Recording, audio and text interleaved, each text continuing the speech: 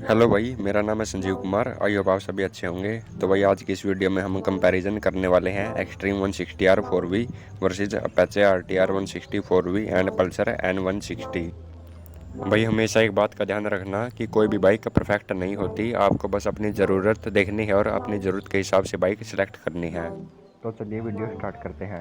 अगर इंजन की बात करें तो हमें इन तीनों ही बाइक में 160 सीसी का oil cooled single cylinder engine मिलता है, लेकिन एक्सट्रीम और अपाचे में हमें 4 वाल्व का इंजन मिलता है, जबकि पल्सर में हमें 2 वाल्व वाला इंजन मिलता है। 4V इंजन्स हमेशा ज़्यादा परफॉर्मेंस प्रोवाइड करते हैं as compare to 2V engines. 2 valve extra होने की वजह से एक्सट्रीम और अपाचे में आपको थोड़ी अच्छी परफॉर्मेंस मिलेगी। अगर पावर की बात करें तो एक्सट्रीम का इंजन पावर प्रोड्यूस करता है 16.9 bhp एंड 14.6 न्यूटन मीटर का टॉर्क, जबकि अपाचे RTR 160 4V का इंजन पावर प्रोड्यूस करता है 17.3 bhp एंड 14.7 न्यूटन मीटर का टॉर्क। और पल्सर का इंजन पावर प्रोड्यूस करता है 15.6 bhp एंड 14.6 न्यूटन मीटर का टॉर्क। टॉर्क के मामले में तीनों ही बाइक सेम है, लेकिन एक्सट्रीम और अपाचे में हमें 2 वाल्व एक्स्ट्रा मिलने की वजह से थोड़ा पावर भी ज़्यादा देखने को मिलती है। पावर में ज़्यादा अंतर नहीं है, लेकिन बस थोड़ी सी ज़्यादा पावर देखने को मिलती है। और अगर हम इनके वेट की बात करें तो एक्सट्रीम के प्रो मॉडल में हमें 145 kg का वेट मिलता है और स्टैंडर्ड मॉडल में 144 kg का।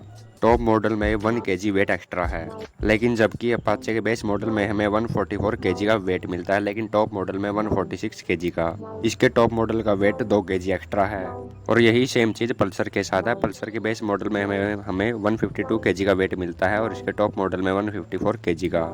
एक्सट्रीम और अपाचे का वेट लगभग सेम है, लेकिन पल्सर में हमें 8 to 10 kg वेट एक्स्ट्रा मिलता है और इसके अंदर हमें पावर भी स्लाइटली कम मिलती है। नो डाउट पल्सर का पावर टू वेट रेशो इतना अच्छा नहीं है जितना कि अपाचे और एक्सट्रीम 160R का है।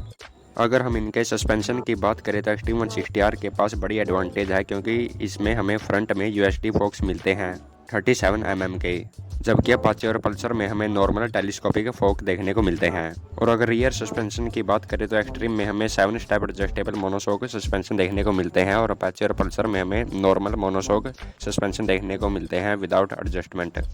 एक्सट्रीम के USD फोक्स सिर्फ टॉप मॉडल में ही देखने को मिलते हैं, not available in mid and base model. अगर इनके इंस्ट्रूमेंट क्लस्टर की बात करें तो एक्सट्रीम में हमें LCD डिस्प्ले मिलती है with Bluetooth connectivity accept in standard model. Apache में भी हमें फुली डिजिटल इंस्ट्रूमेंट क्लस्टर देखने को मिलता है, लेकिन इसमें हमें ब्लूटूथ कनेक्टिविटी सिर्फ ऊपर वाले 2 टॉप मॉडल में देखने को मिलती है।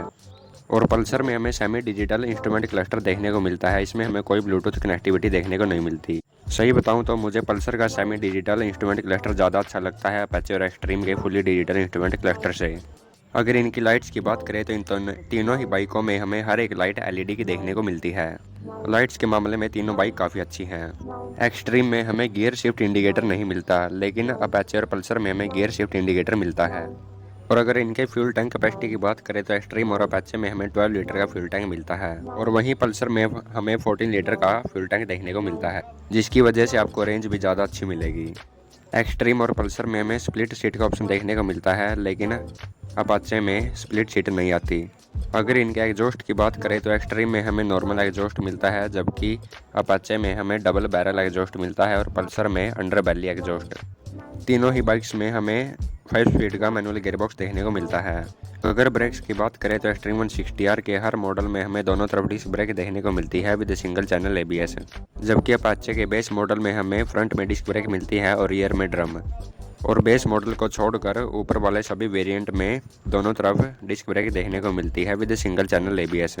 पल्सर में 2 वेरिएंट आते हैं और दोनों में हमें ड्यूअल डिस्क ब्रेक मिलती है, लेकिन बेस मॉडल में सिंगल चैनल ABS आता है और टॉप मॉडल में डुअल चैनल ABS।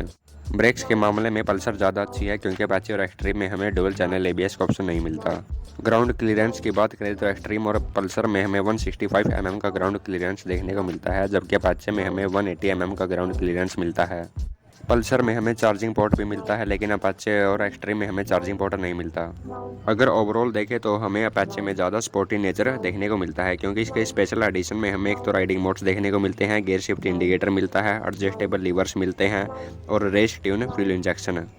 लेकिन अगर हम इनके प्राइस की बात करें तो एक्सट्रीम का बेस मॉडल हमें 1,27,000 रुपीज़ का एक्स शोरूम पड़ता है और अपाचे का बेस मॉडल हमें 1,24,500 रुपीज़ का एक्स शोरूम पड़ता है। लेकिन एक बात ध्यान रखना कि इसमें हमें सिर्फ सिंगल डिस्क मिलता है।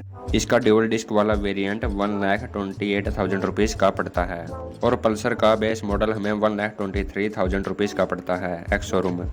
एक्सट्रीम का टॉप मॉडल हमें 1,36,500 रुपीज़ का पड़ता है और अपाचे का टॉप मॉडल हमें 1,31,000 रुपीज़ का मिलता है। अगर आप स्पेशल एडिशन लेना चाहते हैं तो वो वेरिएंट हमें मिलता है 1,35,000 रुपीज़ का और अपाचे का टॉप मॉडल मिलता है हमें 1,30,500 रुपीज़ का। अगर प्राइस के मामले में देखें तो पल्सर N160 ज़्यादा वैल्यू फॉर मनी बाइक है। पल्सर अपाचे और एक्सट्रीम से लगभग 5,000 to 6,000 रुपीज़ सस्ती पड़ती है और इतने कम प्राइस में आपको ड्यूल चैनल ABS मिलता है और साथ में मोबाइल चार्जिंग पोर्ट भी मिल जाता है, जो कि एक अच्छी फैसिलिटी है। अगर ओवरऑल देखें तो तीनों बाइक अपनी जगह पर काफ़ी अच्छी है, तीनों ही लुक्स के मामले में काफ़ी अच्छी है। लेकिन जहां पर बात वैल्यू फॉर मनी की आएगी वहां पर पल्सर N160 ट्रॉफी लेकर जाएगी। तो बस भाई यही थी आज की वीडियो। आई होप आपको कंपैरिजन अच्छा लगा होगा। Thank you guys, always stay safe and drive safe.